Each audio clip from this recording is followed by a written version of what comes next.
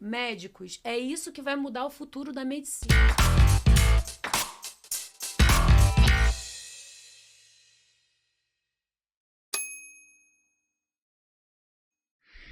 Olá pessoal, tudo bem? Começando mais um DeusaCast. Hoje um encontro aqui muito especial, Beto Brant e Dr.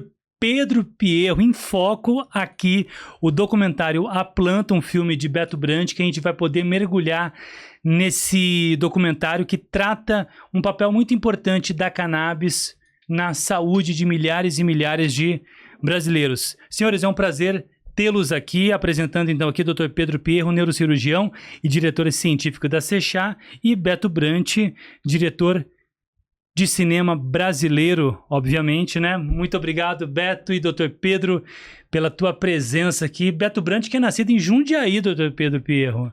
Nascido em Jundiaí, aqui do lado. Pertinho da sua cidade lá. Campinas, né? Doutor Pedro, de onde, doutor Pedro? Minas ou não? Não, eu sou daqui. Você é daqui? Você é nascido em São Paulo? Nascido, na verdade, em Mauá, São Paulo. Mauá, São Grande Paulo. São Paulo. É. Meu pai era de Campinas. Sério? Isso é a família inteira do meu pai de lá, a família Pierro. Né? O Celso Pierro era tio Pierro, do meu claro. pai. O Pedro Pierro, eram 4 irmãos, né? Tio Miguel, que era anestesista. O Pedro Pierro era psiquiatra, lá do Sanatório de Souza, né? Que Sim. hoje tem o nome dele lá, Pedro Pierro. E tem aí faltam 2. Um era farmacêutico, eu não lembro o nome, né? E o que dá o nome ao hospital lá da Pucamp, o Celso Pierro, que era o mais velho. Celso Pierro, Hospital Pierro. Celso Pierro. Não sabia disso. Eu já fui muito ao Celso Pierro, já Então. falei muito do Celso Pierro. Principalmente em reportagem lá em Campinas, quando eu trabalhei, o Celso Pierro era ponto de referência. Quando você ia dar algum tipo de informação sobre trânsito, você falava do De certa Hospital forma, Celso Pierro. Nós estamos tudo ligado aqui pela Bandeirantes ou pela Anhanguera, né? São Paulo, Não, e Jundiaí, meu Campinas. avô materno, que ele foi diretor do Hospital São Vicente, que é o principal hospital público de Jundiaí. E tá lá no quadro, no retrato do meu avô. Que Dr. bacana, Garcia. cara, que bacana. Era um médico importante ali na cidade.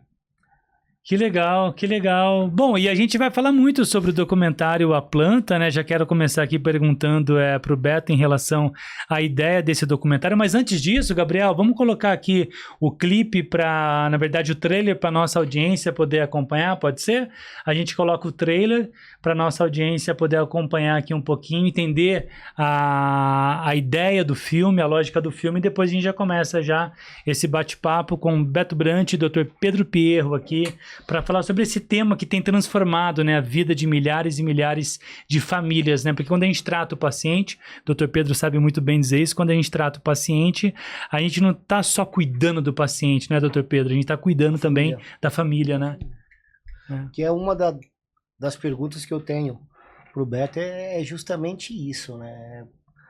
Como, bem, não vou esperar passar Biel tá o trailer, preparando né? aí, já tá pronto aí, Biel, pra gente soltar o trailer? Pode ser? Então, vocês vão acompanhar agora o trailer de A Planta e já a gente volta com esse bate-papo.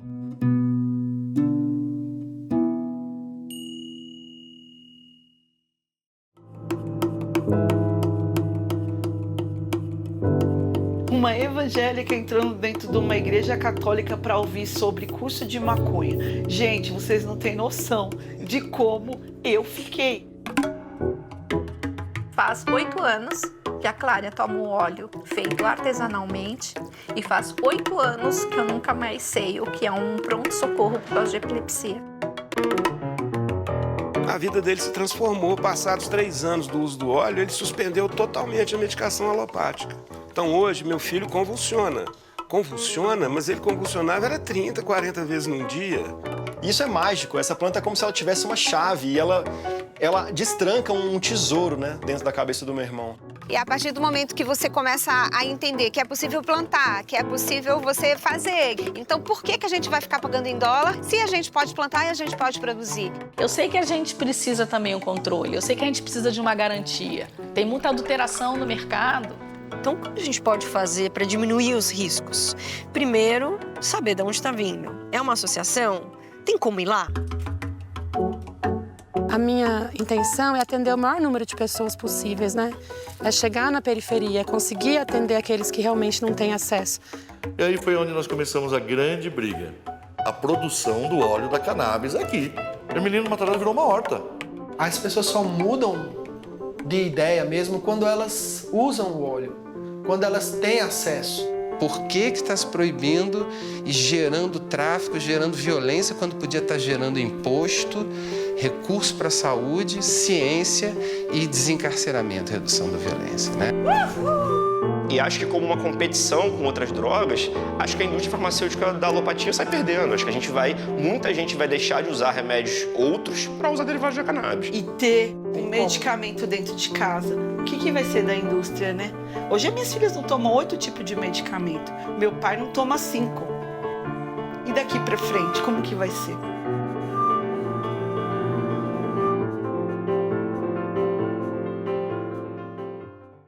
Que legal, a gente acabou de acompanhar então aqui o trailer do documentário. Bom, para quem quer assistir, Beto, onde consegue assistir? Na plataforma Aquarius? Plataforma Aquarius. E é gratuito, na verdade, porque a plataforma dá um crédito de 1 semana para assistir qualquer filme da plataforma. Uma plataforma que é especializada só em filmes sobre bem-estar e saúde. Que legal. Então é muito provável que você vai assistir lá A Planta e vai se interessar por outros temas.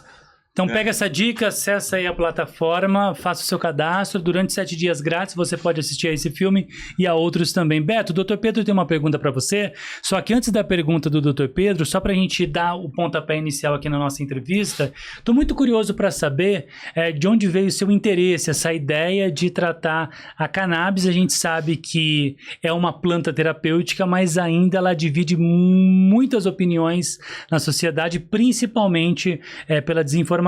Aí vem o cinema, que ajuda a quebrar esse estigma de preconceito em relação à planta. E de onde vem a sua ideia, esse seu interesse, esse seu ímpeto em tratar esse tema tão delicado e importante? Então, tudo começou, foi antes da pandemia ainda, quando uma amiga minha, produtora, né, de cinema, diretora, Yael, ela me chamou para fazer um filme. Ela tem dupla cidadania, e ela me chamou para ir para o Brasil-Uruguai? Yael Steiner. Ela me chamou para ir para o Uruguai fazer um falso documentário retratando a questão da cannabis no Uruguai. Seria um filme de ficção, né? Mas com cara de documentário. Sim. Personagem fake, né? Como se fosse jornalista, mas tudo fake. E eu falei, Yael, eu não vou fazer um filme que só vai aumentar o estigma com a planta, né? Não tô afim. Obrigado, mas eu quero fazer com você. Vamos lá pesquisar, então. A gente, né, chama o Marçal de roteirista, né, que é meu parceiro, escritor. Aí foi muito fácil, na verdade, chamar uma equipe para ir lá passar 1 semana no Uruguai, né? E ela tem vários contatos lá no Uruguai. E eu tinha vontade também de conhecer o Uruguai por conta não só da cannabis, mas de diversas questões em relação a direitos humanos, né? Que tem o Uruguai, é o status que a própria sociedade construiu hoje em diversas camadas da sociedade. A questão, né, de aborto, de voto universal. Quer dizer, você vai olhar o Uruguai, é um país que pode ser materialmente, não ser tão grande quanto o Brasil, mas do ponto de vista de direitos adquiridos na sociedade, é outra coisa, né? Uma visão de mundo muito mais ampla, né? Talvez menos conservadora, muito mais progressista, né? Podemos várias pautas, definir não é assim. só a questão do acesso à cannabis. Não só medicinal, mas recreativa, né? Que já foi dado esse direito já faz muitos anos. Mas tem várias outras coisas. O direito ao aborto, o direito lá atrás de voto universal de homens e mulheres. Se for olhar, for pesquisar, e o próprio Mujica, né?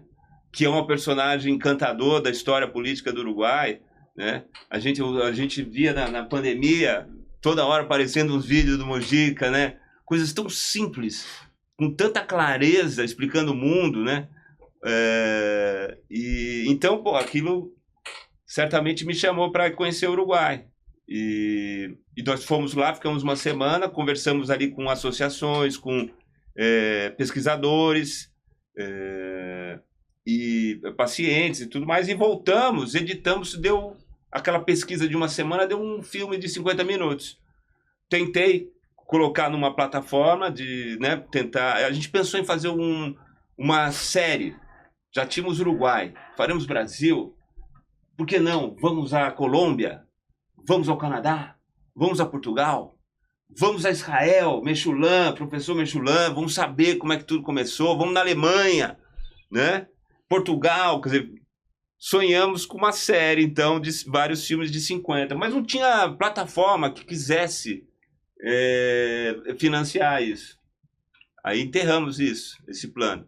Já estava com o contrato com a Globo Filmes para rodar essa série de 9 episódios, devido ao sucesso que a gente conseguiu de qualidade do filme uruguaio. Já estava com o contrato, minuta do contrato para assinar, quando veio a pandemia. Aí o investidor tirou, a Globo tirou o corpo, todo mundo se trancou em casa e a gente, com o projeto, deixamos guardado, incubado, quando veio aquele edital do Aldir Blanc, né? Que o grande poeta da música brasileira dá nome a um edital que financia a cultura, que financia filmes, e que foi salvador ali durante a pandemia, que estava o mercado muito retraído. Então aí nós conseguimos uma verba para fazer o filme Brasil. Só que, Leandro, eu, por não ser, que nem vocês, da militância, né, de estar muito atualizado com o tema, eu achei que a cena no Brasil fosse muito menor do que do Uruguai, o que foi um tremendo engano, porque no Uruguai a legislação ocorreu, né, até no governo Mujica, o que eles queriam fazer era tirar o poder econômico do tráfico, né, isso o Mujica não tinha uma preocupação especial sobre o medicinal, né? Tanto é que lá teve muito problema com pesquisa, não sei como é que está hoje, eu fiz o filme já faz alguns anos. Então, no Brasil, o movimento das mães construiu uma outra história, das mães com criança com epilepsia refratária, ou aquele filme que foi seminal para nós, que foi o... Ilegal? Do Tarso, Ilegal. Né? A vida não pode esperar. E foi muito bacana que no nosso filme A Planta, vários personagens do Ilegal aparecem, sei lá, mais de 5 anos depois, né? Mas assim, só para abreviar, que eu tô meio conta da palavra... Mas tá ótimo, tô adorando, tô adorando pra te ouvir. Não, é porque desde o princípio, eu sou lá de Jundiaí, e eu, com a pandemia, até um pouco antes, eu fugi, não é que eu fugi da faculdade de agronomia para fazer cinema, né, quando eu era moleque. Então a minha vida foi muito pautada ali na agricultura muito cedo. E eu retomei isso, né? Então quando eu cheguei para ela, eu falei assim, olha, o filme não vai chamar isso aí que você está querendo dar o nome. O filme é A Planta, porque o que me interessa, eu vou para o Uruguai, eu quero saber como é que essa planta funciona. Como é que planta ela? Como é que funciona a semente, a cepa, a variedade? Quais são as práticas agrícolas? Como é que faz a extração? Como é que tem esse poder curativo incrível essa planta? Não quero discutir legislação, não quero discutir recreativo, quero discutir o poder medicinal da planta, né? Então foquei muito. O filme, assim, você vê esse filme brasileiro, a gente não fala sobre legislação, fala muito pouco, muito pouco. Só um contexto. Não entrevistei advogado, sabe? Parece que você vê o filme, parece que está tudo funcionando. Porque se eu fizesse uma coisa que está se mexendo muito sobre a regulamentação, né, a pressão muito grande que está ocorrendo para se regulamentar, não só o acesso, mas também o cultivo, a extração, né? Nós estamos no caminho, abriu a pesquisa na Embrapa, né? Vamos ter boas práticas de agronômicas, né? A questão da genética, né? Ter mais resultados mais precisos sobre qual é a cepa, qual é a variedade, qual é o bom extrato a partir dessa cepa, como manter essa cepa, como difundir. Quer dizer, isso tudo a Embrapa vai pesquisar no lado não só agronômico, mas também o lado industrial, né, que pode vir dessa pesquisa. Isso aí foi um marco para mim, essa entrada da Embrapa na pesquisa. Então, o filme tem esse aspecto muito claro. A gente entrevistou pesquisadores, né, Fabrício Moreira, da Universidade Federal de Minas Gerais, a Luzia Sampaio, da Universidade Federal Fluminense, conversamos com médicos, com pacientes, cuidadores, e durante o momento que eu comecei a fazer o filme, o que me tocou, assim, que me conduziu por um caminho de entender que, como o universo é muito grande, eu preciso entrar no foco. Qual é o meu foco? Além da ciência, é o acesso associativo. Que o movimento das associações, a gente tem que tirar o chapéu, né? De como ela está promovendo com essa planta de full spectrum, de amplo espectro, né? Com todas as propriedades, não só um canabinoide isolado, mas tem diversos, né? Não só os pesquisados, os outros que nós desconhecemos ainda, tem os terpenos, tem tantos flavonoides, tem esse complexo dessa extração, o doutor sabe muito bem, tem muito mais eficiência. A gente vê pelo depoimento das mães, né? Então, o filme tem muito... A gente visitou 5 associações, a gente entende como é que funcionam as associações, como se dá o acesso, como pode ser feito o acesso, simplifica isso. É com habeas corpus mesmo, mas está ampliando cada vez mais isso, e essa pressão que está ocorrendo para a regulamentação, que agora o STJ está pressionando para o Ministério da Saúde fazer uma proposta de regulamentação e tal, está se dando porque está onerando o SUS. Porque esse formato de acesso via SUS, só medicamento importado, com isolado, de indústria farmacêutica, que é caríssimo, né? E que hoje o SUS é obrigado, porque são muitos os casos que ocorrem de crianças dessa situação e de adultos, né? São diversas patologias. Então, está onerando o SUS. E aí a opressão vai ocorrer, caminho sem volta.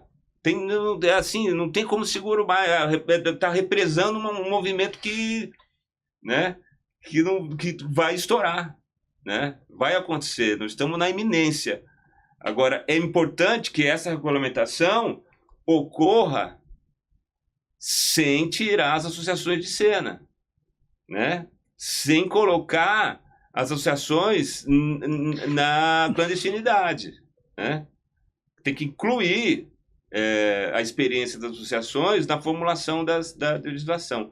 E entrego a palavra a vocês. Ótimo. Vai lá, doutor Pedro.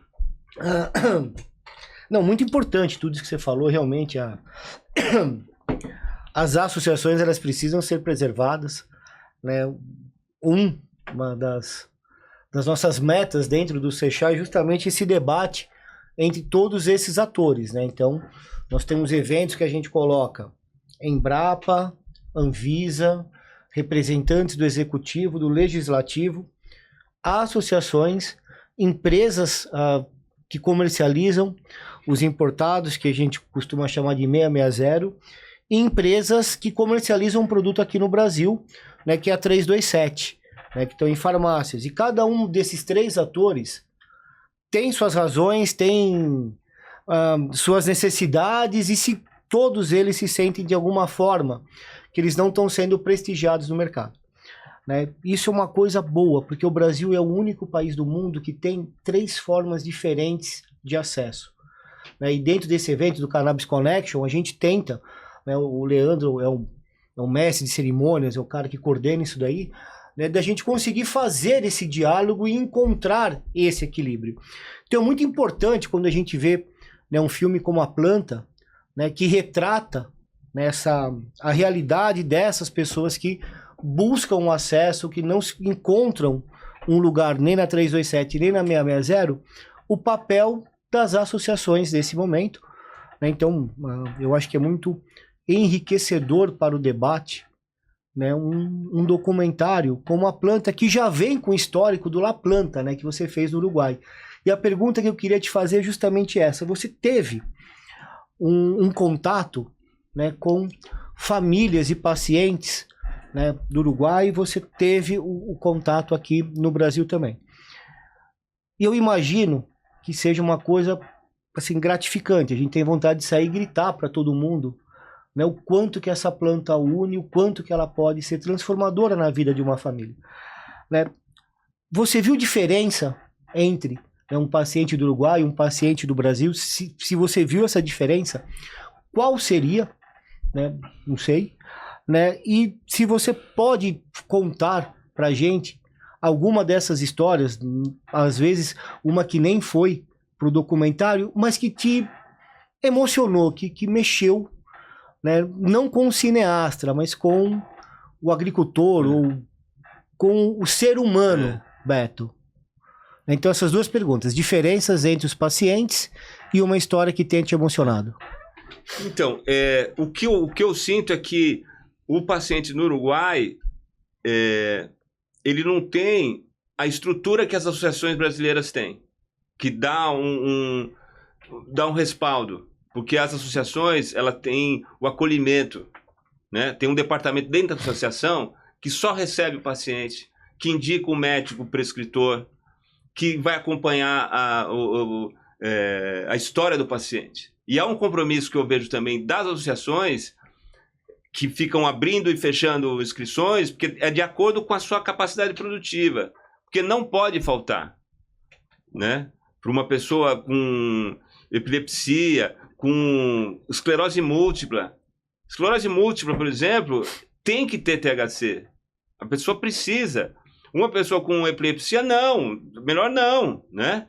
Então, o que eu sinto é que as associações estão mais bem estruturadas no Brasil do que eu encontrei no Uruguai. No Uruguai eu vi tem uma associação que o do Miguel, né? Que é muito bacana a história do Miguel. E as associações, que é muito legal, Pedro, é que as associações são feitas por cuidadores ou pacientes, né? É um grupo de pacientes ou cuidadores que se juntam com o habeas corpus, e aí, juntando o habeas corpus desse grupo, aí monta uma estrutura que eles podem plantar, e precisa chamar um grower, que é uma pessoa entendida em agricultura, no cultivo, tem, né? Tem o acolhimento, quer dizer, começa a montar uma estrutura a partir de pessoas que sabem o compromisso da necessidade de ter o medicamento, a garantia do medicamento, né? E o medicamento, que para mim é um fitoterápico, né? Porque a gente não vai conseguir aquela coisa do estudo duplo cego, randomizado, não vai. É uma variedade agronômica muito grande das plantas. Então, as proporções de canabinoides daqueles que nós temos reconhecidos é uma coisa. Tem várias outras plantas, outros canabinoides na planta. Então, quando tem uma extração, é um fitoterápico, né? Há uma variedade muito grande. Então, o médico precisa acompanhar com aquele extrato daquela associação. O Pedro Braga, da PEP, é incrível, cara. É incrível. O conhecimento que ele tem com as extrações da PEP, que a PEP produz, né? Então, isso é muito importante dentro do acesso via... porque não é isolado, simples, com uma homogênea, não é uma dipirona. Não é né? Então, isso é complicado, mas é mais efetivo. Tem mais resultado para alguém com um agravo sério, né? E uma coisa que eu acho... Você estava perguntando o negócio do Uruguai, né? Então, é que faz tempo que eu vi o filme, cara, que eu já fiz faz tempo, mas eu esqueci o nome dela, mas ela é uma mulher que tem uma doença muito grave, cara. Muito grave, cara. Ela tem espasmo, ela não consegue falar direito. E aí ela fala no documentário, cara, eu montando, eu chorava várias vezes, né? Ficava emocionado. Mas ela falando que eu não quero. Isso aqui... Eu só quero viver melhor. Né? A cannabis medicinal não promete cura. Nós não estamos falando de cura, nós estamos falando de alívio de sintomas. Se uma pessoa que está em sofrimento tem esse alívio daquele... Imagine para uma criança que tem ataque epilético, várias convulsões no dia, e só diminuir... Imagine a lesão que é essas convulsões. Leandro, que você colocou numa planta. O Benício. Fala, 30, 40 convulsões por dia. Então, só diminuir para o pai é um alívio, para o cuidador, para a criança é um alívio. Então, eu acho que isso que você fala da comunicação, eu não sou entendido no assunto, não sou médico, não sou estudioso. O que a gente fez é tentar trazer informações dentro da academia, dentro da atividade clínica das associações, dos médicos, e trabalhar na questão da comunicação. Sabe, comunicação de massa, botar aí, tá numa plataforma, podia estar também numa TV aberta. O problema é que a TV aberta não vai passar. Mas seria ótimo se ela se interessasse em exibir uma TV Cultura e tal. Seria excelente. Mas, então o que acontece? Inclusive o La Planta está livre, não é só procurar La Planta no Vimeo, está disponível total. Esse outro a gente queria tentar entrar nesse mundo aí, né? Maior, de ser uma comunicação de massa, que chegue em casa, não ficar só falando para convertido. Que é fácil, né? Só falar para quem acha legal. Fácil. Quer dizer, entrar na história. Um caso nesse novo filme, Pedro, que você perguntou, é a história da Andréia. Que ela porque a gente fala muito sério, né? Tem vários casos de pacientes, a gente fala tecnicamente a questão científica, né, das pesquisas, e chega no final do filme, aparece uma personagem que é a Andréia e o Diovaldo, que é um casal de Mogi Guaçu, com 2 filhas gêmeas. Uma delas teve paralisia infantil, as 2 com autismo severo, que o doutor deve saber qual é, né? E eles, cara, não dormiam. Ficava ia para o hospital direto, ambulância direto. Gente pobre, né? Gente com poucos recursos. E aí o casal não dormia. Como é que você tinha que estar sempre um acordado. Oi? Como é que você trabalha no outro dia? Não é só não dormir, né? No outro dia, entendeu? Os dois, o casal tem seus afazeres, e imagine isso acumulando. Não, isso pode entrar no grau de irritabilidade da pessoa também, com né? certeza, síndrome do cuidador. Agora, ela é evangélica, eles são um casal de evangélicos, e tem uma coisa que essa prática espiritual, sabe, aceita o que é o destino e tal. E a filha estudou, a filha mais velha, estudou, falou: mãe, tem a cannabis, você precisa saber, tem o curso do Padre Ticão. Ela até comentou que ela nunca se imaginava evangélica entrando numa igreja católica para fazer um curso de fazer remédio de cannabis.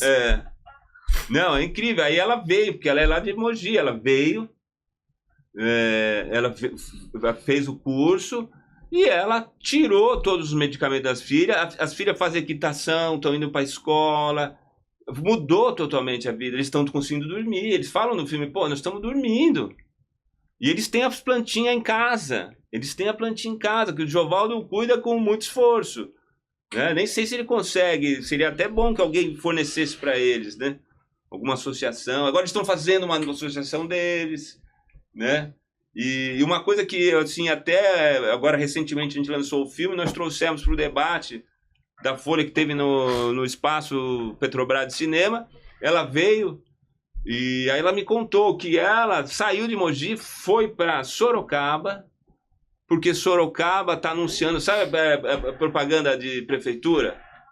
Jundiaí agora virou também cidade da criança, mas é cidade da uva, né? Festa da uva e tal. Mas Sorocaba o prefeito lá começou a se anunciar como a cidade do autista. Que a escola dá acesso, que tem parques, tem aparelhos públicos de atendimento. E ela pegou as coisas dela, cara, e foi pra lá. E chegou lá, era propaganda enganosa. Ela não tá conseguindo matricular as filhas dela na escola, nenhuma escola tá aceitando. As meninas já tem mais de 10 anos, né? Mas imagina, cara, você cata teus filhos, arruma a mala... Vai pra cidade buscando uma melhor qualidade de tratamento. Não, e a vida dela é dificuldade total. Eles são muito simples. É um esforço dobrado. Não. Ela não consegue nem voltar atrás. Ela não consegue nem voltar para Vai ter que ficar na cidade, né? Vai ter que estar lá tentando. Né? Doutor Pedro, pegando esse gancho do Beto, que ele está retratando toda essa história de pacientes, queria que você explicasse para a gente, clinicamente, por que essa planta tem esse potencial terapêutico de reduzir, aliviar os sintomas de diversas patologias. Entrando um pouquinho mais no campo científico agora. A planta da cannabis é como se ela fosse aqueles canivetes multifuncionais, né, onde você tem diversas ferramentas. Só que cada ferramenta ela vai servir para uma coisa diferente.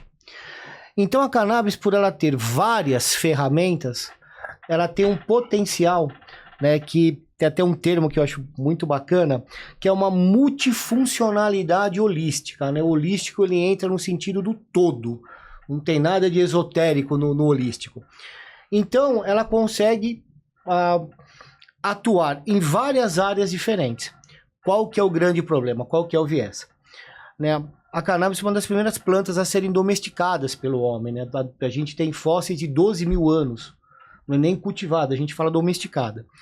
E escrita, a gente tem as primeiras inscrições há 5 mil anos atrás. E não é porque há 5 mil anos passou-se a usar a cannabis e se escrever. Há 5 mil anos se desenvolveu a escrita, e como já se usava a cannabis, escreveu sobre isso.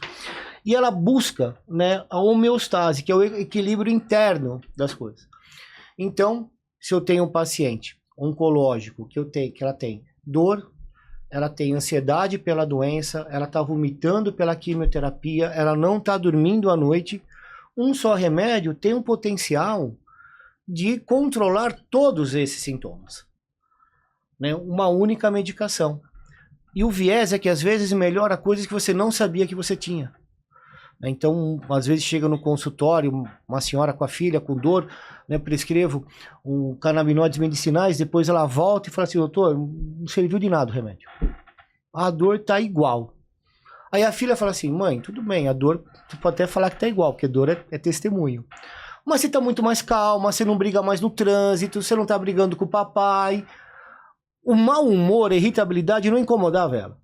Incomodava quem estava em volta. Então o humor melhorou, para ela não fez tanta diferença, porque ela não sentia esse incômodo. Sim. Então ela busca o que está desequilibrado no seu corpo, e nem sempre é aquilo que você acha que é o seu maior problema, mas vai chegar lá. E por ela ter essa infinidade de canabinoides, como muito bem o Breto falou, e de flavonoides e de terpenos, né, a associação de tudo isso faz com que pareça uma planta mágica, porque realmente ela alivia os sintomas, e quando ela não alivia os sintomas, ela dissocia. Né, o THC, ele dissocia, por exemplo, dor e sofrimento. A dor, muitas vezes, ela é obrigatória. Pega um paciente com espondilite anquilosante, vai doer. Se você falar para o paciente que não vai doer, ele nunca mais vai acreditar em você, porque dói. O sofrimento é opcional. A dor é obrigatória. A cannabis, ela dissocia. Você suporta melhor a dor quando você tira o componente do sofrimento. Só que a pessoa não estava nem buscando isso, ela estava buscando o alívio da dor.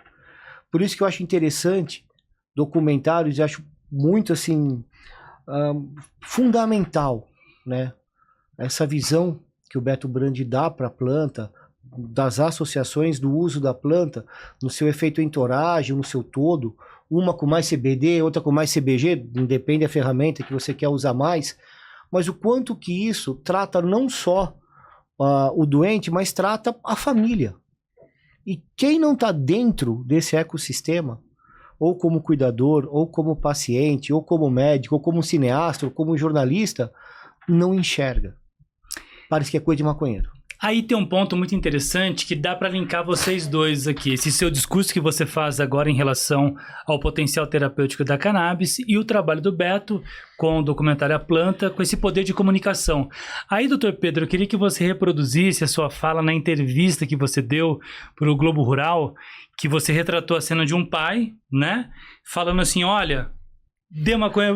Abra a cabeça do meu filho, mas não dê maconha pra ele. Porque, assim, é muito difícil conseguir levar esse discurso que você fez aqui agora, com essa naturalidade, para que as pessoas aceitem também com naturalidade isso, né? Hoje até tá mais fácil, Beto, mas eu uso canabinoides medicinais 2012. Eu falo 2014, que é quando teve a regulamentação para evitar problemas. Porque foi uma época que a recomendação era que neurologistas, neurocirurgiões e psiquiatras que pudessem estar utilizando. E por eu fazer neurocirurgia funcional, né, então eu opero o transtorno de movimento, que é Parkinson, eu opero epilepsia e faço tratamento cirúrgico para dor. Na época eu tinha um paciente que a Anvisa queria, que era um paciente que já tinha sido operado de epilepsia, mas continuava tendo crise. Assim, o que falta fazer? O cara já tomou remédio, já operou, era o verdadeiro paciente compassivo. Só que eu estava numa fase, né, que eu não tinha tanta segurança, estava começando, nem falava alto que prescrevia canabinoides medicinais. Então, chegava, né, uma família, fazia todo o screen lá, era caso cirúrgico mesmo, eu sugestionava para a família, falava, olha, existe um off-label, uma forma alternativa que pode ser associada com os remédios que está tomando, que é o uso de canabinoides medicinais. Beto, a hora que eu falava isso, vinha a primeira pergunta. Cannabis da maconha? Aí eu já falava... Pô.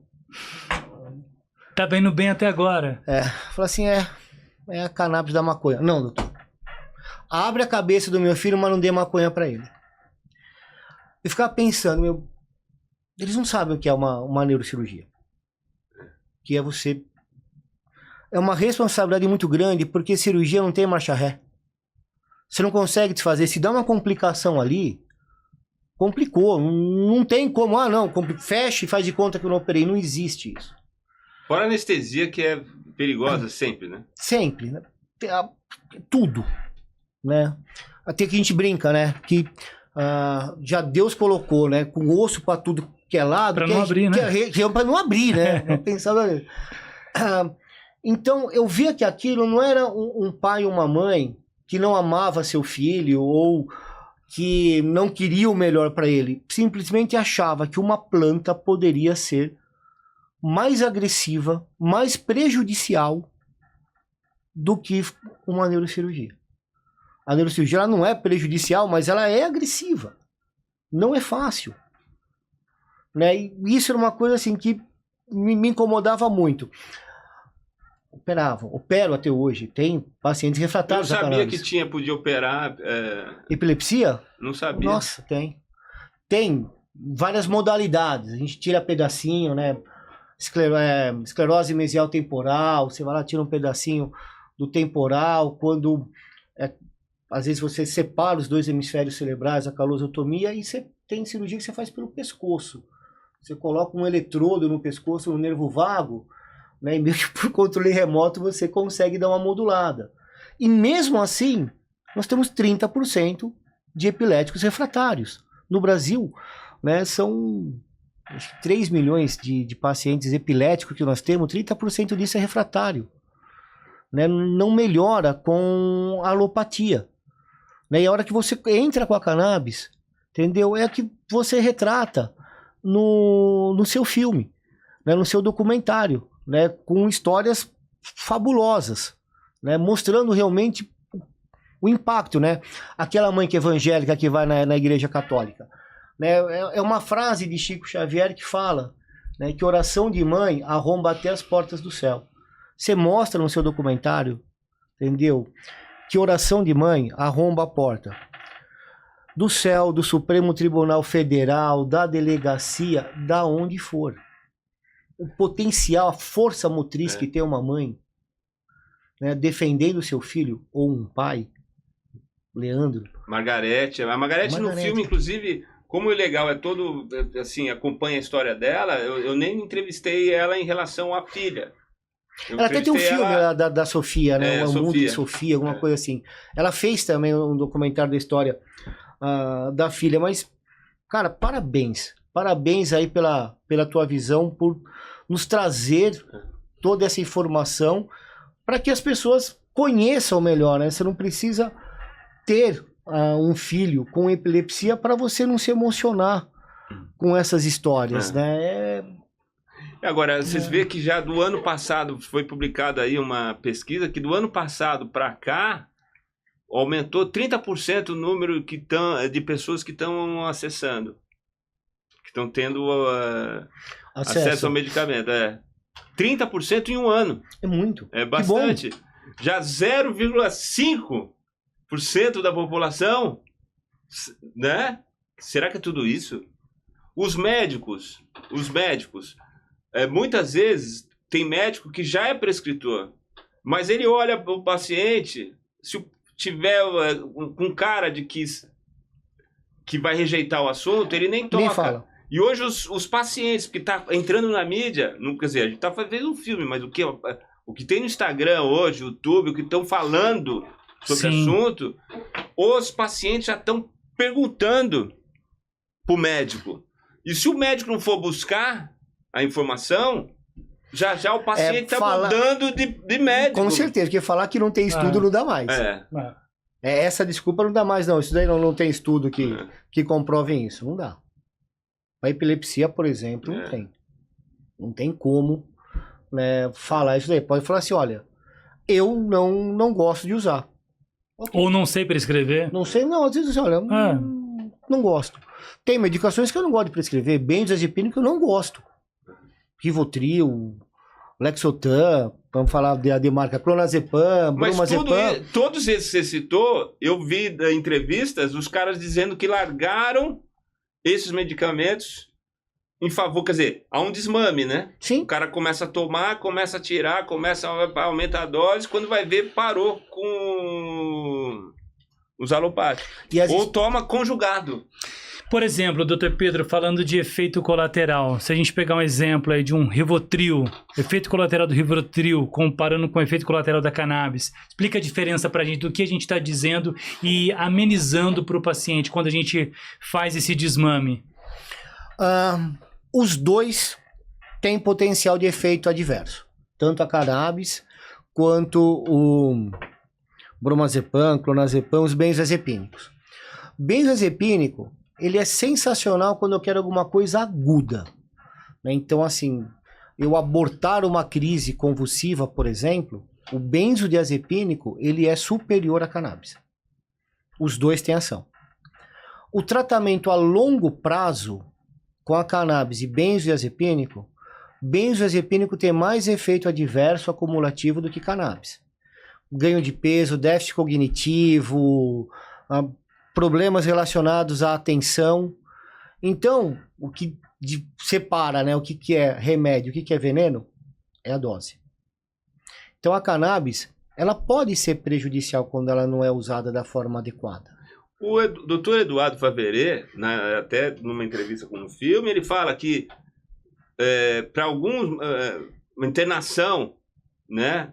Se a pessoa inalar, botar no tubo de oxigênio, botar a cannabis, inalar, já entra na corrente sanguínea imediatamente e o efeito é imediato. Imediato. Né? Só que não é uma prática que se fala, nem está dentro da regulamentação esse tipo de uso. Não, mas embora, né, você tenha alguns vaporizadores próprios médicos para isso, o Vulcano é o caso de um deles, tem até um curta, né, é Repensador dos Outros, né, que fala de um paciente do Rio de Janeiro, o Otto, ele é atendido pelo Ricardo, né, que é ortopedista, esse cara tem uma cirurgia de coluna, e quando ele tem crise de dor, ele faz o uso do inalatório, né, e melhora, assim, a dor dele rápido. O uso inalatório, ele é muito rápido.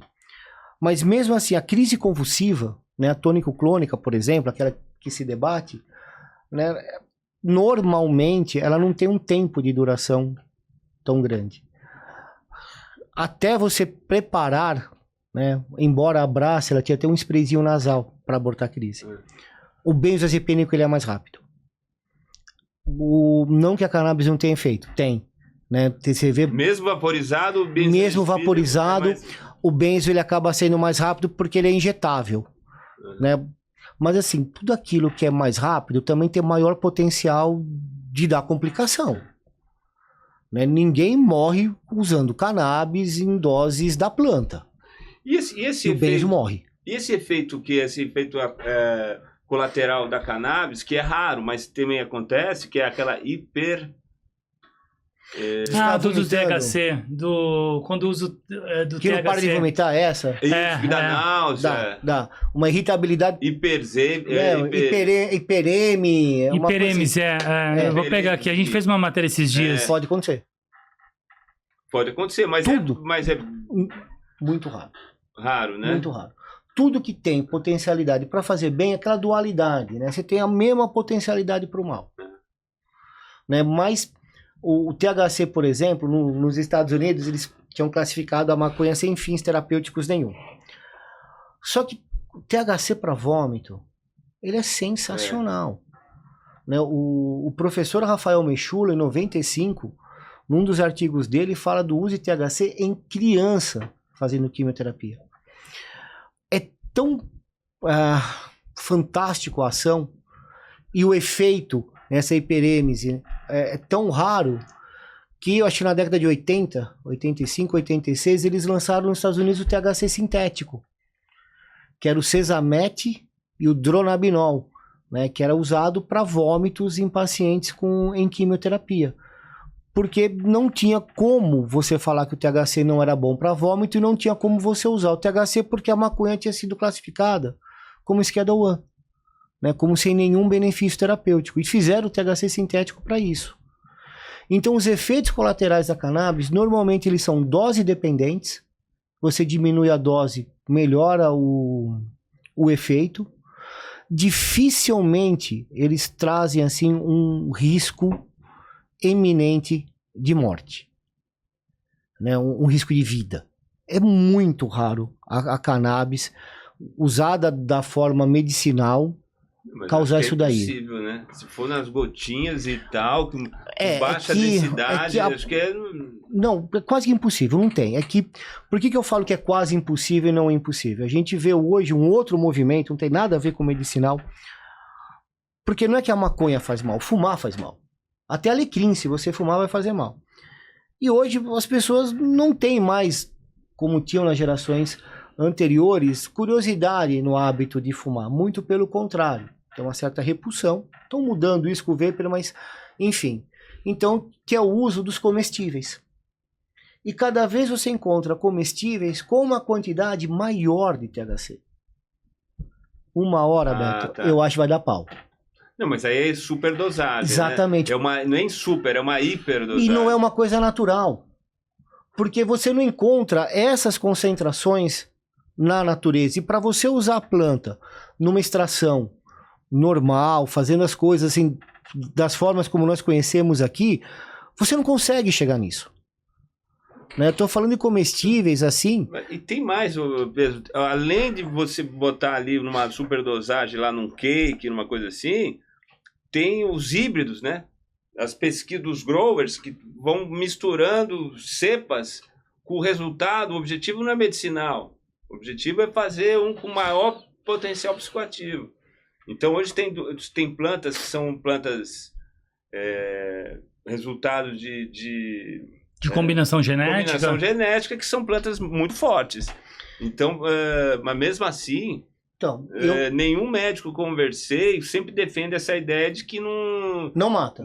Matar não vai matar. Não. Né? Não agora, vai. esses remédios aí vão matando devagarzinho, né? Vão.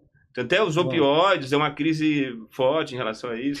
Mas é importante que o Dr. Pedro fala, porque assim, realmente, você não vai ter nenhum problema, não vai correr nenhum risco usando a planta em seu estado natural. Sim. Mas quando você pega dessa máxima que ninguém morre de overdose de cannabis... Traz uma segurança... Que traz uma segurança. Que e você talvez não seja verdade. Que você começa a produzir alimentos com um teor muito além do natural... É um risco, e essa máxima, ela precisa ser dita com cautela, né? Exatamente. Mas isso não é uso medicinal, né? Isso aí não é uso medicinal, uso recreativo. Botar no bolo, essas coisas, não... Mas assim, muitas vezes, né, o social, o uso social, o uso recreativo, ele vem disfarçado de uso medicinal. E ao contrário também. Então, a gente vê hoje empresas no Brasil que comercializam as gummies. Tem umas com umas dosagens assim que você fala, não vejo indicação pra tanto. Gami, o que é? As balinhas com canabinoides medicinais, que são muito úteis. Né? Você fala assim, estão fazendo isso para dar para criança. E para criança é super perigoso, porque ela chama atenção. Então, mas tem criança com, por exemplo, com espectro autista, que tem seletividade alimentar, que você não consegue colocar óleo na boca, nem por um... Entendeu? Você não consegue. Gospe, né? Gospe, entendeu? Porque tem uma seletividade alimentar muito grande. E aí você faz esses comestíveis, né, para ver se com isso ela consegue. Só que qual que é a ética nisso, né?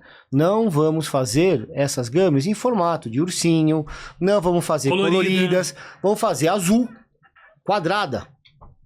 Porque não é uma coisa chamativa, né? Mas é uma via de administração diferente, né? Pessoas com Alzheimer também, às vezes, é difícil você conseguir dar o óleo. Né? Às vezes a pessoa gospe e tudo, mas uma balinha, docinho, até ela vai. Então, tem as suas indicações, só que você tem sempre um caminho que se deturpa, né? E isso pode atrapalhar, né, aquilo que o Beto mostra no documentário dele, né? Das famílias que necessitam dessa medicação, entendeu? Para um controle sintomático que mudou a vida da família. Não, isso é importante que o Dr. Pedro está falando, porque tem um colega que contou uma vez uma história que ele estava em casa, ele chegou em casa e a tia dele que estava hospedada na casa dele falou assim, fulano, a tia comeu aquela trufa sua que estava na geladeira, tá? Se você comeu aquilo lá, tia, era uma trufa que tinha... Mas era, acho que era, tinha algo na trufa. Tinha algo na trufa. E eu disse, mas você comeu toda a trufa? Ela falou assim, eu comi toda a trufa. Nossa, ela deve ter passado a noite cantando. Passou. Saiu pra ver a lua, como tá. Mas ela viu uma trufa, né? Você vai comer a trufa. Entendeu? Ninguém vai imaginar que a trufa tem THC, tinha alguma substância. Tinha THC na trufa, você jamais vai imaginar. Então, assim, é esse risco, né, que se tem, né? Mas de forma natural, né, daquelas como a gente usa do ponto de vista terapêutico, é uma terapia muito segura. Olha, a gotinha no azeite, né, porque o que eu vi fazendo, né? Pega a flor. Primeiro que é uma coisa super legal na cannabis que tem, para quem produz, por exemplo, lá no Uruguai só pode ter 6 plantas. Inclusive para recreativo, você pode ter 6 plantas. Só que, se você elimina os machos, a planta, a fêmea, produz mais resina. Porque tem aquela coisa de querer se reproduzir, se perpetuar, se reproduzir. Então o que acontece? Aí pega aquela flor cheia de resina, bota no álcool de cereal, macera, aí bota numa panela elétrica, não pode ter fogo, né? Bota numa panela, reduz, aquele álcool evapora e fica uma pasta. Essa pasta, ela é lipossolúvel. Então você bota, por que bota no azeite? Por que a gotinha com azeite? Porque aquele azeite, quando bota a pasta, medido certinho, né? Uma coisica de nada no vidrinho do azeite. Coloca aquela pastinha, ela fica homogênea, porque ela é lipossolúvel.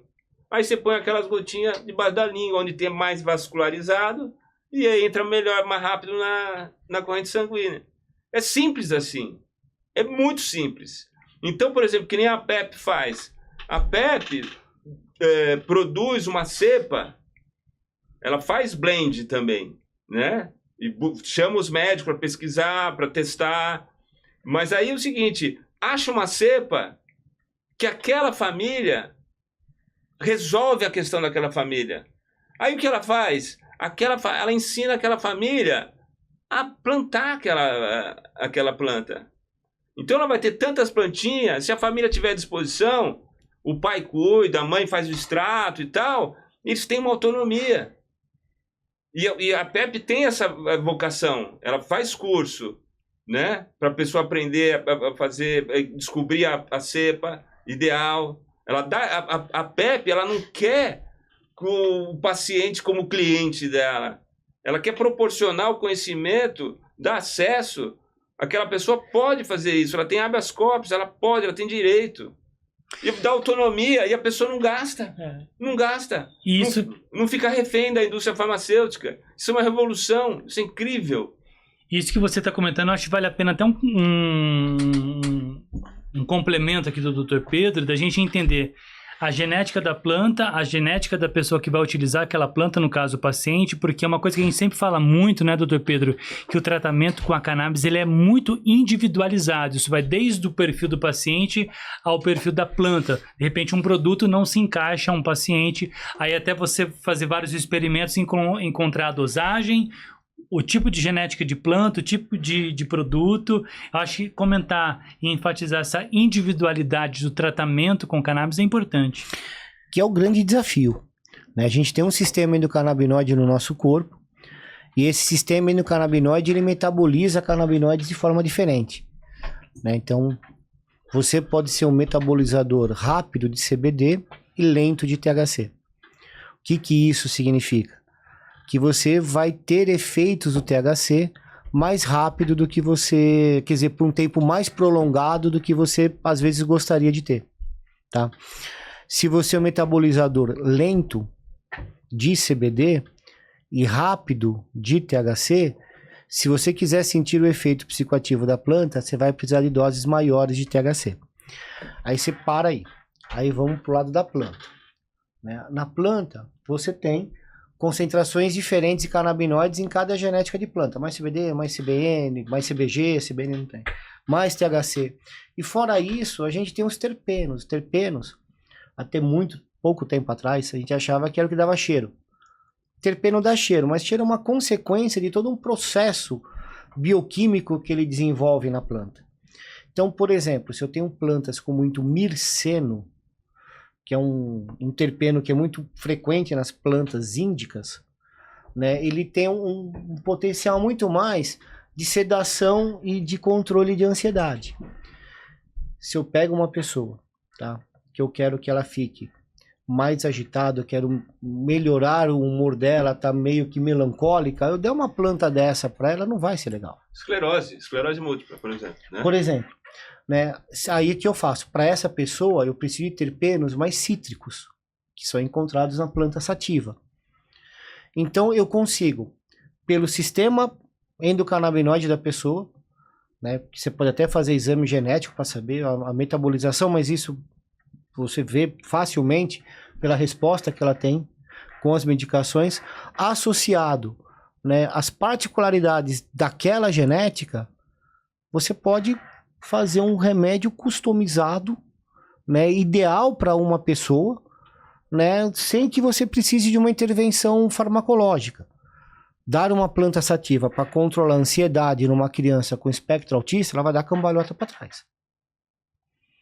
Ela vai ficar mais agitada. Então, né, até a gente conhecendo as associações, a gente sabe as plantas que o perfil de planta que as associações têm, você sabe, olha, para criança autista que está muito agitada, dessa associação responde melhor do que essa. Se eu quero tratar uma mulher com fibromialgia, melhor essa daqui. Porque você conhece mais ou menos o perfil das plantas. E isso é uma coisa que as empresas, elas estão pegando esse gancho. E hoje você tem, né, produtos que eles já falam, olha, tem 50 mg de CBD, 2 mg de THC com terpeno linalol, né? Porque elas já sabem que o terpeno tem essa função e que muito médico já está atento e que muito paciente está estudando, o paciente estuda muito, né? E sabendo dessas variações, então já estão explorando esse potencial dos terpenos na cannabis.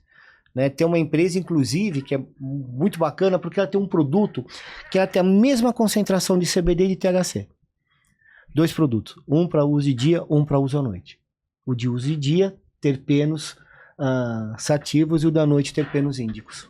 Fantástico. Doutor, alguma outra dúvida que eu tenho aqui, me corrija se eu estiver errado. Por exemplo, um paciente que não tem ainda nenhuma evidência de esquizofrenia, aparentemente não tem nada, ninguém consegue perceber. Ele usa um produto mais rico em THC. Isso pode desencadear um quadro? Explica isso. Eu vejo muitas pessoas comentarem, mas eu nunca tive ainda uma explicação pontual em relação a isso. Então vamos lá. Né? A esquizofrenia, ela não é uma doença de hardware, ela é uma doença de software. Você faz uma ressonância, um eletro, tá tudo lá, funciona direitinho. Né? Então ela é uma doença de software. Qualquer coisa que você usa que tem um potencial psicoativo, tá? Você pode desencadear um surto psiquiátrico. Se eu tenho uma pessoa de 70 anos de idade, a chance disso acontecer é muito pequena. A chance maior disso acontecer são jovens. Por quê? Porque eu não tenho ainda, né, um lóbulo do cérebro, que é o pré-frontal, ainda formado. Né? Então, o que hoje se acredita não é que a cannabis faz com que a pessoa tenha esquizofrenia. Ela acelera um processo. Então, eu já tenho provavelmente, né, uma esquizofrenia, ela não se manifestou, a cannabis pode ser o gatilho dela se manifestar. Mas toda e qualquer planta ou uma mais rica em THC? É o THC. Só o CBD não, poderia? É o THC. Precisa ter ação psicoativa. Mas não é a planta, é a pessoa. Perfeito. É ela que tem essa predisposição, não é a planta que leva isso para ela. Qualquer outra substância psicoativa poderia causar esse mesmo efeito. Se ela for usar, por exemplo, ayahuasca, cara, é uma chance muito maior de acontecer do que usando THC. Né?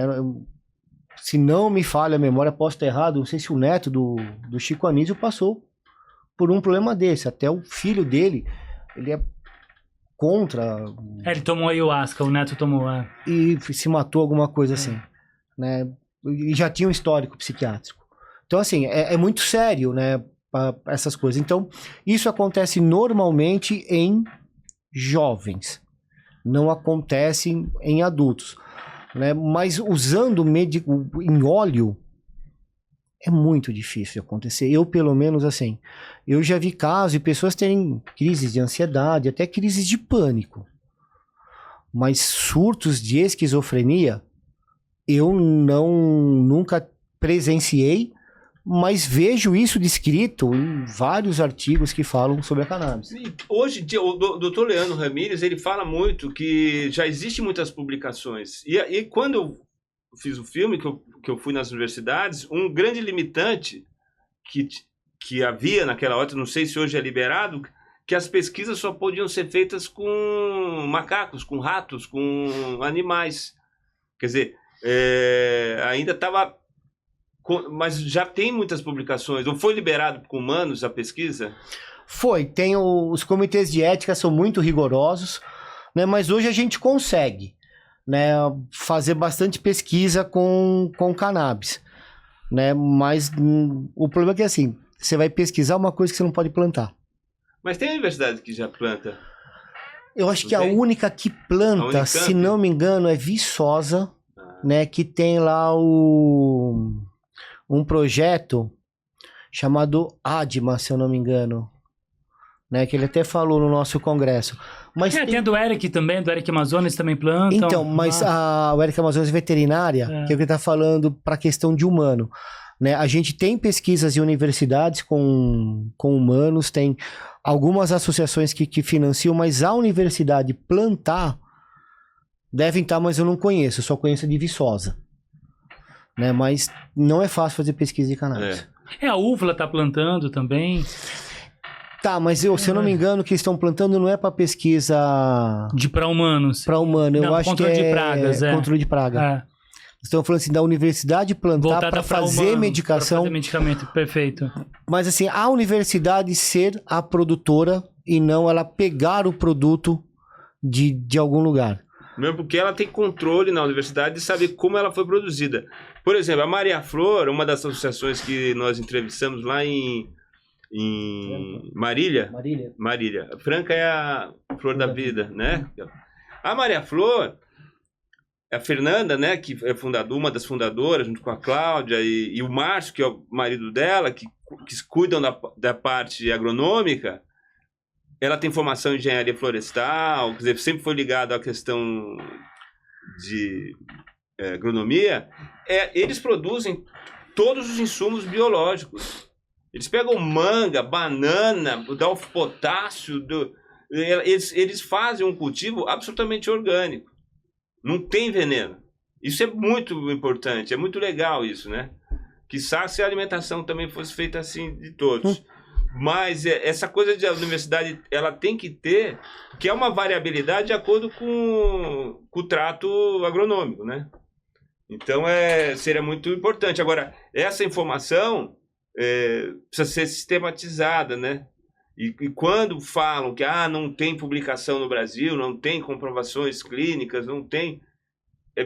engano, né, doutor? Com certeza, é mentira. Se fuçar, tem um monte de doutor, psiquiatra, neurologista. O pessoal está publicando bastante, né?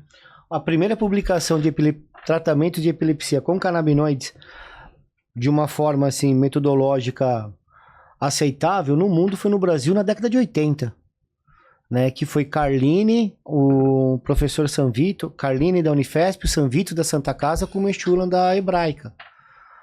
Pequeno grupo, pequeno, 14 pacientes, mas desde a década de 80. Nós estamos falando aí de 42 anos, então, 46 anos. A professora Eliana Rodrigues, né, que era do grupo do Carline, e ela que é uma das consultoras, né, formuladoras daquele curso do Padre Chicão, em Emelino Matarazzo, né? Você conhece essa história do Padre Chicão, claro? Sim, claro. Né? Então, a doutora Eliana, ela fala no depoimento no filme, ela fala, imagina, se desde 1981, que o professor Carline falava dos benefícios que a planta traz para redução, para alívio de sintomas, né? Se desde aquela época que a academia já falava e o governo não fez nada, não abriu caminho para o estudo, ela fala, viajando, essas famílias podiam processar o Estado, porque os filhos não precisavam ter sofrido tanto, não precisavam ter tantas sequelas pelas convulsões, por tudo, né?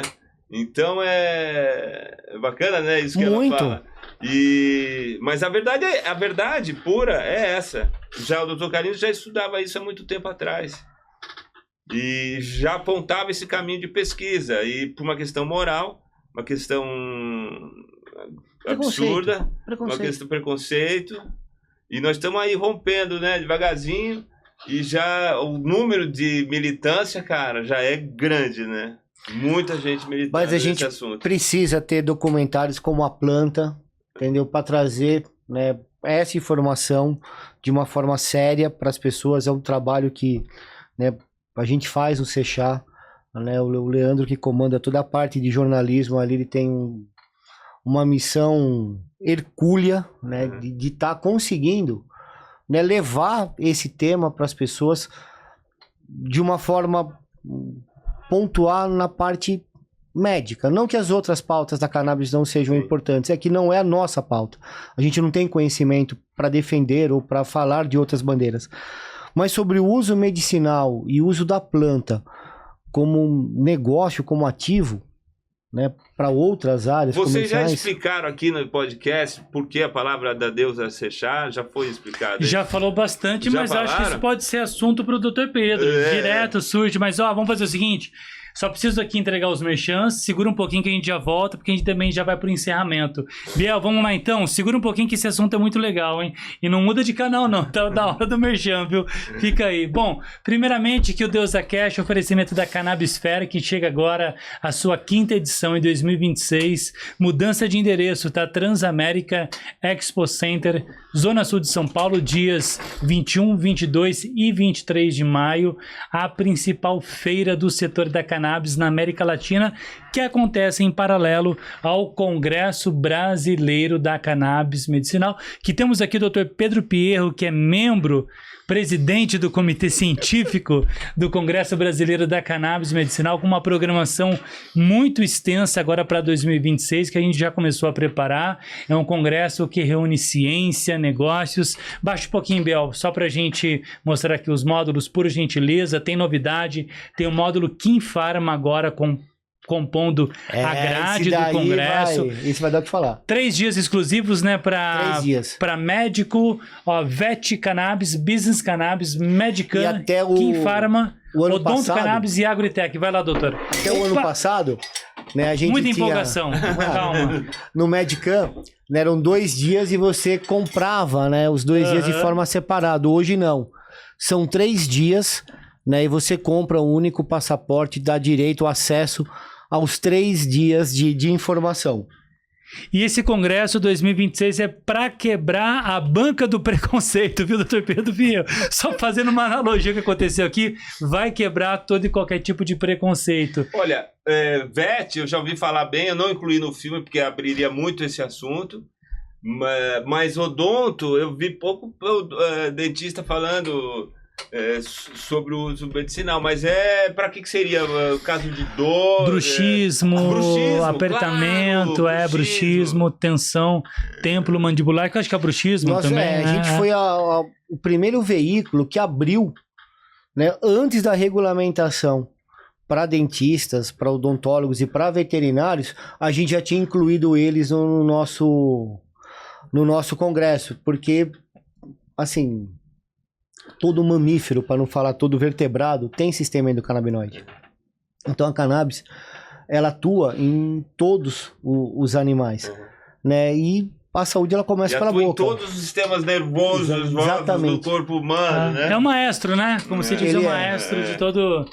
Bom, mas assistam um filme que eu falei com a professora Luzia Sampaio, Fabrício Moreira, da Universidade de Belo Horizonte, né, mineira, da Universidade Federal de Minas Gerais, eles explicam claramente, assim, o que é o sistema endocannabinoide.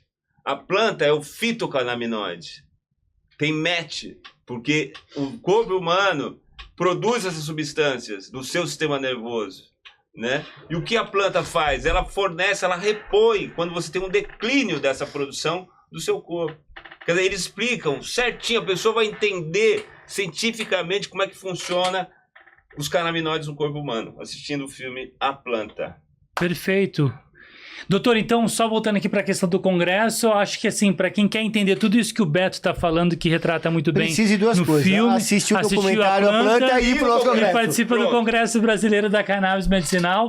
Pode comprar já, adquirir seu ingresso com antecedência, tá? Aproveite. Até porque é mais barato. Exatamente, tá? A gente não sabe exatamente nesse tempo que esse programa é gravado, qual lote vai estar, mas com certeza você vai conseguir comprar ainda sem ser com preço cheio. Então... O congresso é pago, mas o filme é só entrar na plataforma lá. Perfeito. Tem 7 dias de graça, ou seja, dá tempo de ver, de assistir e de ver outras coisas. Maravilha. Mas nós também, porque junto com o congresso tem a feira, né? E a feira, né, ela é gratuita para profissionais de saúde ou profissionais que estão inseridos no ecossistema da cannabis, né, tanto do seu uso medicinal ou no seu uso comercial, né? Então a gente também tem, junto com o congresso, nós temos a feira. Tá certo. Entendeu? Que acontece em paralelo, Legal, ótimo. E eu vou, inclusive, na feira. Por favor, no congresso também. Você vai lá, você gostaria muito...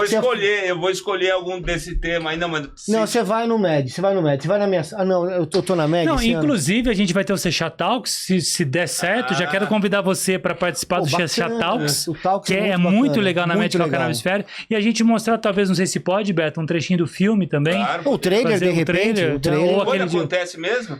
De 20... Volta lá, Biel, que mudou a data. É maio, acho que é de 21 a 23. Volta lá. Pô, meu aniversário é 23, cara. Sério? Pô, a gente canta parabéns lá. 21 a 23 de maio. E onde acontece no Transamérica Expo Center. Mudamos de Então, casa. ó, já tá convidado para compor a banca do Seixá Talks, que é muito legal. Seixá Talks. Venha para o aniversário do Beto Brandi, que será comemorado no Seixá Talks. Isso. Entendeu? Beleza? Então, ó, último recadinho aqui para vocês da Smush, tá? Nosso patrocinador aqui, Smush, uma linha de produtos com cogumelo Lions Mane, o Juba de Leão. Esse aqui é o Smush Nola, granola de coco.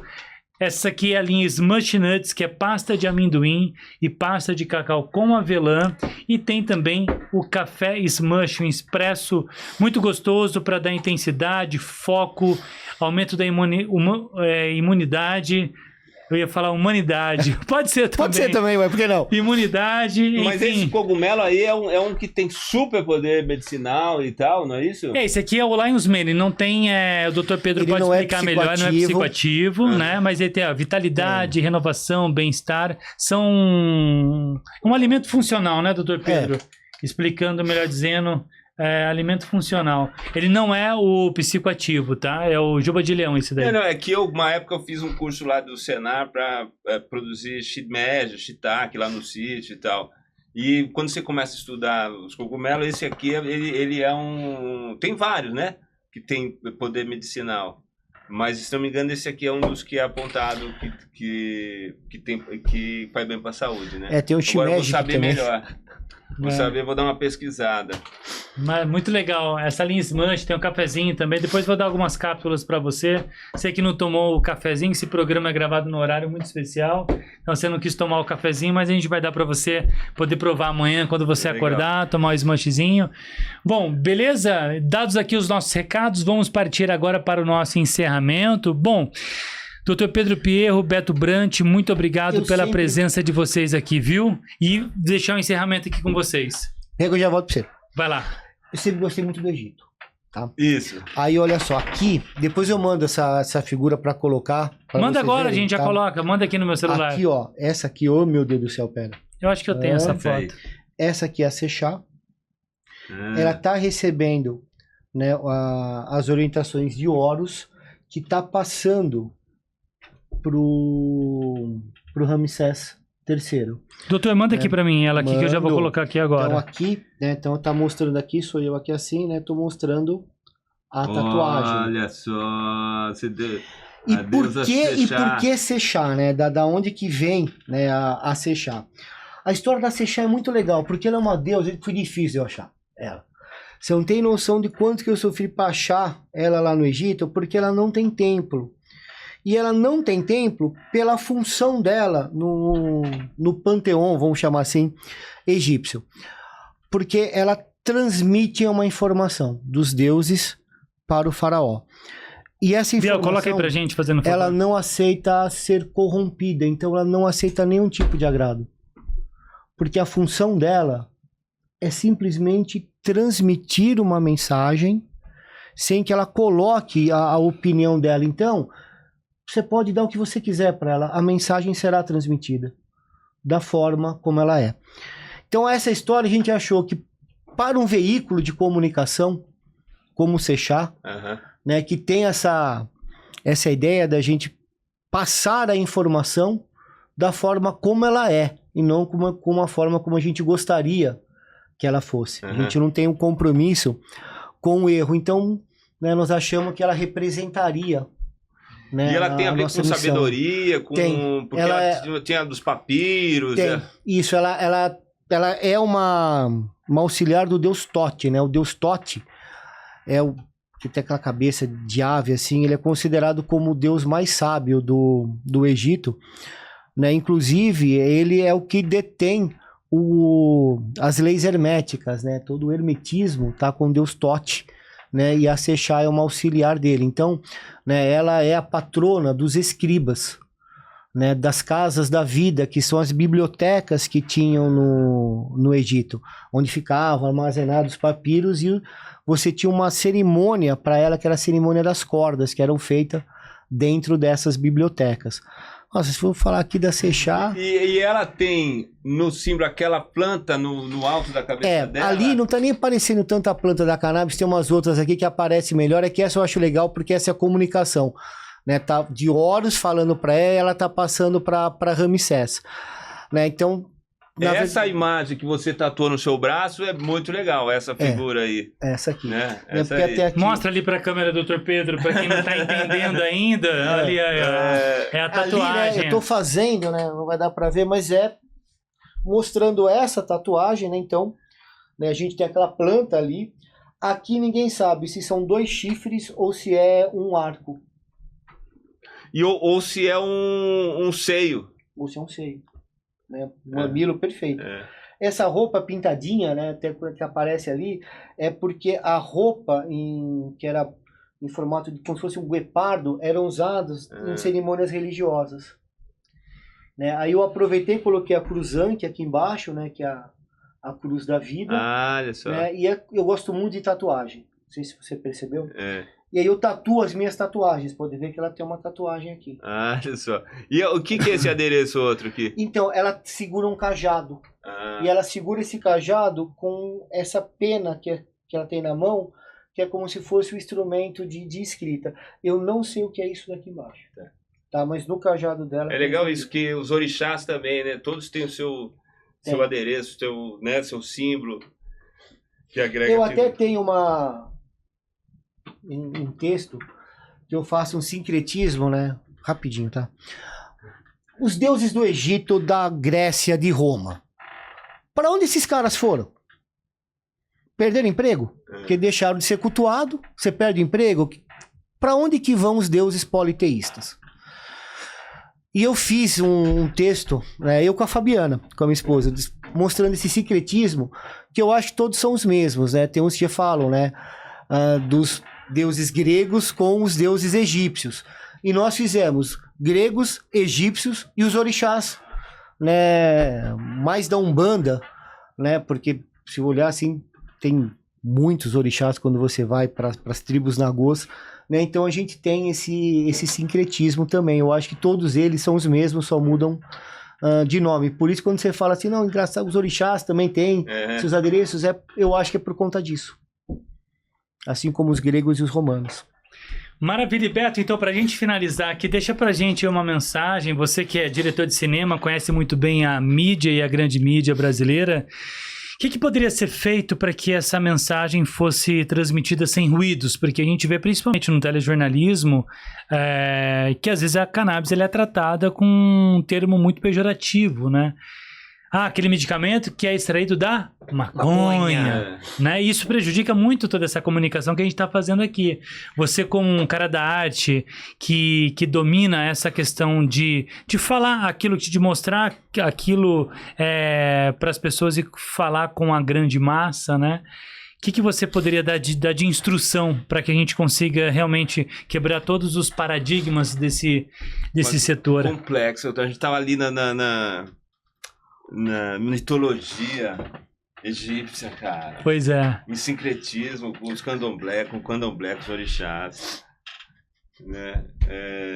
O que eu posso dizer sobre isso? Eu acho que é um movimento que é irreversível. É irreversível porque virou uma questão econômica.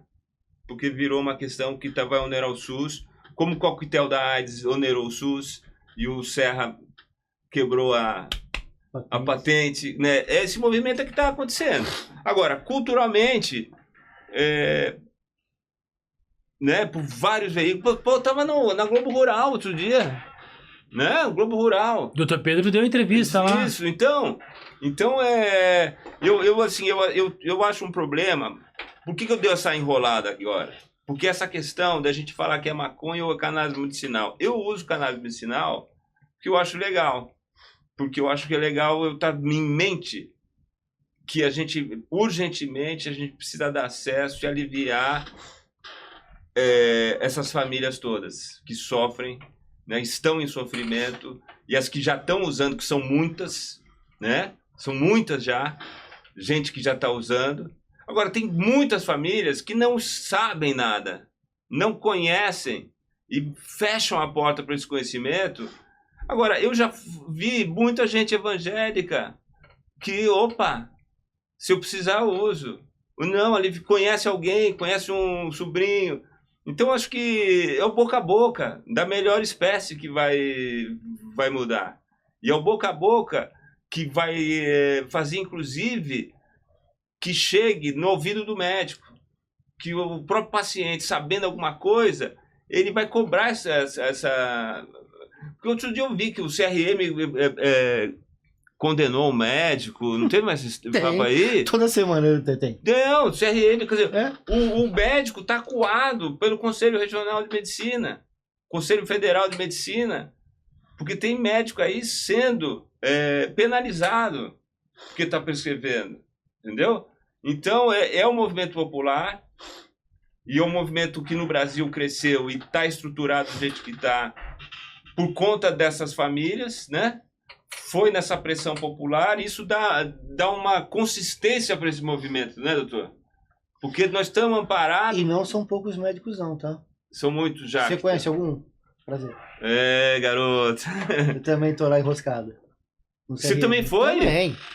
Eu só não fui, eu não tive a pena ainda, mas eu tô também lá com a mesma... O mesmo processo que tá tendo todos esses médicos, eu também tô lá no meio. Então eu realmente não tô na massa, eu tô junto, né? Tô fazendo a minha parte aí, meus camaradas tem que dizer, todo mundo que participou do filme, todo mundo que deu gentilmente a entrevista, todo mundo que trabalhou no filme, a distribuidora Aquarius ela tá muito envolvida, sabe, acreditando muito no filme, sabe? Uma coisa linda que tem no filme é que as pessoas saem comovidas do filme, comovidas, assim, sorrindo, mas né, aquela coisa, maquiagem manchada, sorrindo, entendeu? E é muito bom isso aí, é muito bom. Eu gostaria de ter canais maiores para exibir, mas eu vejo, tem muita gente produzindo filmes sobre o assunto, produzindo pequenos documentários, né? Nós estamos nessa massa aí fazendo essa parte. Fazendo a cena acontecer. Obrigado. Então, acesse aí a plataforma Aquarius, se você consegue acessar.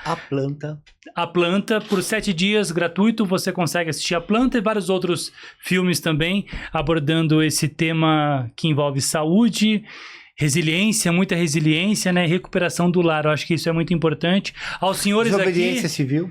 Aos senhores aqui, muito obrigado pela presença em mais um DeusaCast.